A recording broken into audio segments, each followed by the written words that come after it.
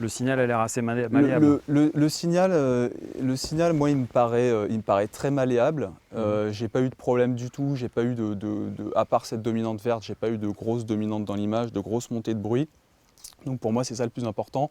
Le signal, ça a l'air d'être du chewing-gum, quoi. C'est-à-dire on en fait ce qu'on en veut. Dans les basses lumières, il y a toute l'information disponible, et dans les hautes lumières, il n'y a pas de, enfin, on peut y aller, on peut travailler avant que ça commence à clipper, quoi. D'accord.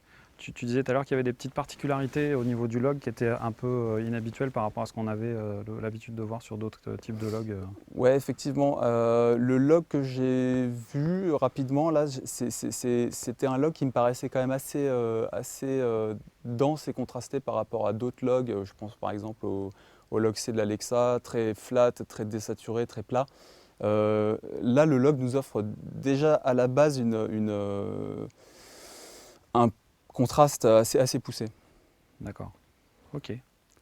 Bah, merci Thibaut. De rien. Merci à toi. Je suis bien coiffé, moi.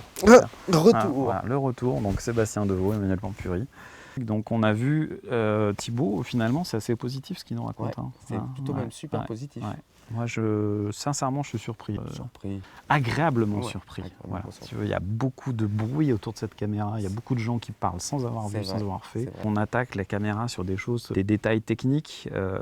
Et chez moi j'ai un précepte de base, c'est qu'il y a un moment ou un autre où la fiche technique, il faut la foutre à la poubelle, il faut faire des images avec.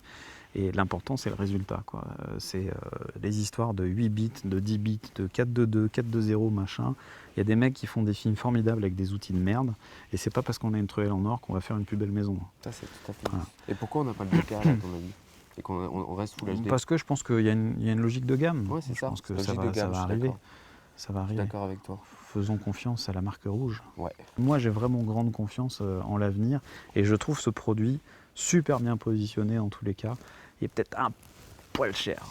Ok. Un poil. Mais moi, je vais te dire, alors franchement, ce que j'en pense, pour moi, c'est une XF305 au niveau de l'électronique. Donc quelque chose de maîtrisé. Ouais. Même codec, même menu, même vitesse, parce que c'est vrai que les ralentis, c'est la même chose. En revanche, pour moi, le capteur, il fait 2 tiers du prix. C'est-à-dire que c'est un capteur. C'est possible, c'est possible. Parce que tu as vu que c'est le premier capteur où on va dans les limites en ISO.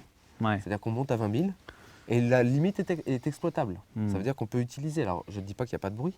Je dis juste que le bruit est très proche de celui qu'on peut trouver en argentique. C'est vrai qu'on a un joli bruit, mais on a de plus en plus de caméras qui offrent,